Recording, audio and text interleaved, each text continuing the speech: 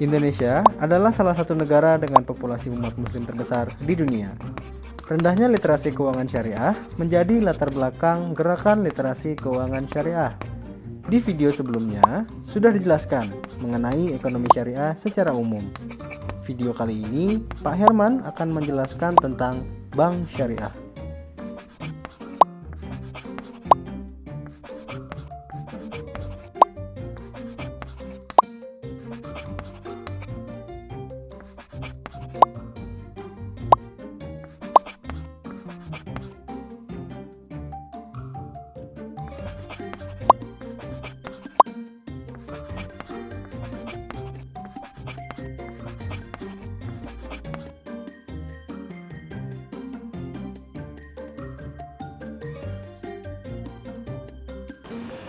Saat ini kita akan bahas tentang bank syariah. Jenis bank dibedakan berdasarkan fungsinya.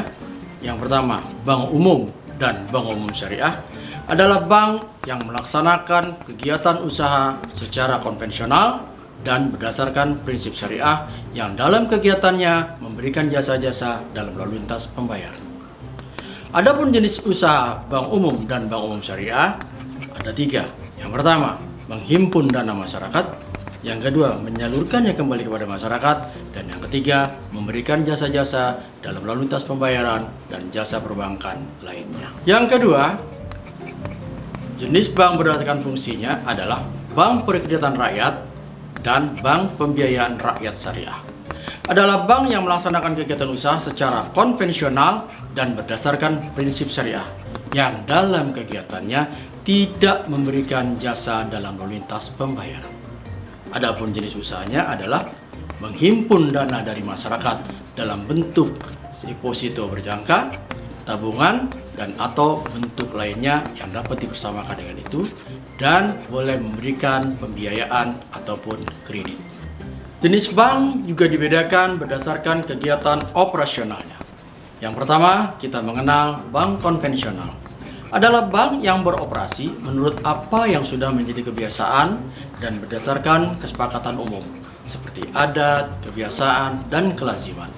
Sedangkan bank syariah adalah bank yang beroperasi sesuai prinsip-prinsip syariah Islam, khususnya yang menyangkut tata cara bermuamalah secara Islam, yaitu hubungan interaksi antar manusia di dalam memenuhi kebutuhannya yang bersifat duniawi. Berikutnya adalah jenis-jenis bank syariah. Yang pertama, kita mengenal bank umum syariah, yaitu bank yang melaksanakan kegiatannya memberikan jasa-jasa dalam lalu lintas pembayaran dan fungsi-fungsi perbankan lainnya. Yang kedua, unit usaha syariah, yaitu unit kerja dari kantor pusat bank umum konvensional yang berfungsi sebagai induk dari kantor cabang syariah atau unit syariah tersebut. Adapun akad di dalam transaksi bank syariah, pertama kita harus mengetahui dulu apa itu akad. Akad adalah keterkaitan antara ijab dan qabul. Ijab adalah pernyataan pemindahan kepemilikan dan qabul adalah pernyataan penerimaan kepemilikan. Akad transaksi di bank syariah dibagi menjadi dua. Pertama, akad tijarah yang dalam kegiatannya digolongkan untuk mencari keuntungan. Sedangkan yang kedua, akad tabaruk yang di dalam kegiatannya tidak mencari keuntungan. Di dalam bank syariah ada beberapa pola di dalam akad. Pola yang pertama, pola titipan, yaitu akad wadiah yad amanah. Maksudnya, nasabah menitipkan hartanya ke bank syariah dan bank syariah tidak boleh menggunakannya. Namun, bank syariah boleh menerima biaya titipan. Contoh produknya adalah safe deposit box. Yang kedua, kita mengenal dengan wadiah yad damanah. Artinya, nasabah menitipkan hartanya kepada bank syariah dan bank syariah boleh menggunakannya atau memanfaatkannya. Contohnya, tabungan dan giro. Yang kedua, pola pinjaman. Yang pertama, kita sebut dengan akad qard, yaitu artinya pinjaman yang tidak boleh ada tambahan dalam bentuk apapun dan hanya mengembalikan pokok pinjaman. Yang kedua, kita mengenal dengan qardul hasan. Artinya pinjaman untuk kebajikan dan tidak ada kewajiban atau tanpa harus mengembalikannya. Yang ketiga, pola bagi hasil. Yang pertama, kita mengenal dengan akad mudharabah, yaitu adanya para pihak. Pertama, pemilik modal atau bank disebut dengan sohibul mal, dan yang kedua, nasabah atau pengelola yang disebut dengan mudharib. Bekerja sama di dalam usaha dengan prinsip bagi hasil berdasarkan nisbah yang telah disepakati. Di dalam mudharabah ada dua yang dikenal. Pertama, mudharabah mutlaqah, yaitu penyimpan dana, pemilik dana, sohibul mal tidak membatasi atas harta yang disimpan. Sedangkan mudharabah muqayyadah adalah pemilik dana atau sohibul mal membatasi atas penggunaan dana tersebut, diantaranya jenis usaha, tempat usaha, dan jangka waktu maupun nisbah yang disepakati. Pola bagi hasil lainnya adalah musyarakah.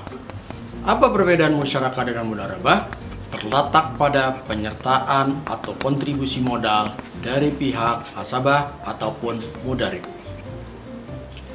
Di dalam musyarakah ada yang dikenal dengan musyarakah mutanakisah, yaitu salah satu pihak, dalam hal ini mudharib, membeli porsi bank secara bertahap hingga jatuh tempo musyarakah mutanakisahnya. Pola berikutnya adalah pola jual beli. Yang pertama dikenal dengan murabahah, yaitu nasabah akan membeli suatu produk tertentu dan meminta bank untuk membelikannya sesuai dengan kriteria yang sudah ditentukan. Yang perlu disepakati adalah harga beli, harga jual, dan margin. Di dalam murabahah, barangnya harus ready stock, tersedia, cara pembayarannya dapat diangsur, dan barang diterima di muka setelah akad. Yang kedua yaitu salam. Salam biasa dipergunakan untuk pembiayaan pertanian, perkebunan, dan perikanan. Dalam salam, barangnya harus dipesan terlebih dahulu, pembayarannya dilakukan di muka, dan penyerahan barangnya dilakukan kemudian. Akad yang ketiga dalam jual beli adalah istisna. Artinya, barangnya dibuat terlebih dahulu, bayarnya sesuai dengan periode atau by termin, dan barang diterima kemudian. Pola berikutnya yaitu pola sewa. Yang pertama, ijarah, yaitu sewa manfaat atas suatu barang. Di akhir masa sewa, barang harus dikembalikan kepada pemiliknya. Dalam hal ini, pemilik boleh mendapatkan imbalan jasa atau biaya sewa. Yang kedua, kita mengenal dengan IMBT, yaitu Ijarah Muntahiyah Bit Tamlik, yaitu transaksi sewa. Di akhir masa sewa, ada opsi pemindahan kepemilikan dari pemilik kepada penyewa. Pemindahan kepemilikan dapat dilakukan dengan dua cara, yaitu dengan jual beli dan hibah. Pola lainnya adalah pola jasa. Yang pertama, kita mengenal dengan akad wakalah, yaitu mewakilkan.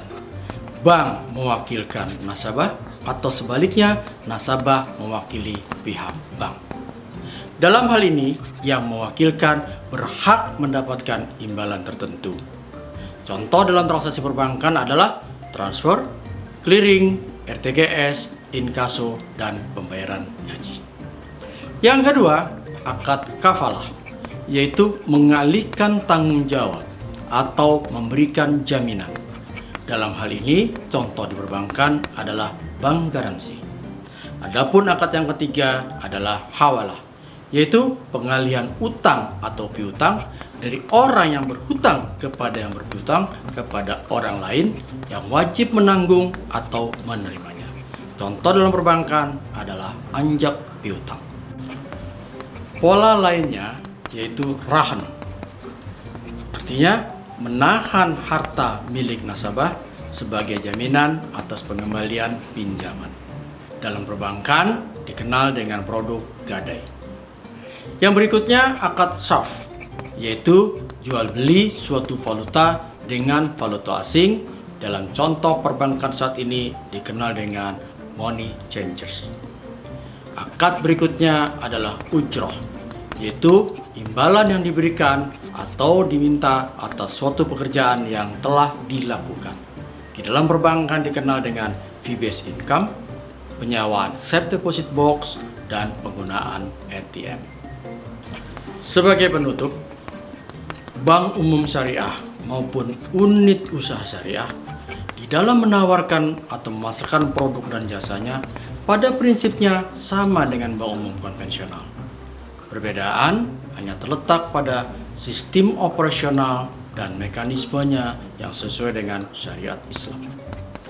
Di samping itu, layanan perbankan syariah tidak hanya diperuntukkan bagi umat Islam atau kaum muslim, namun dapat juga digunakan dan dimanfaatkan oleh kalangan non-muslim dan masyarakat pada umumnya.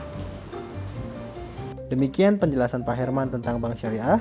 Semoga video ini dapat memberikan pemahaman tentang keuangan syariah. Sampai jumpa.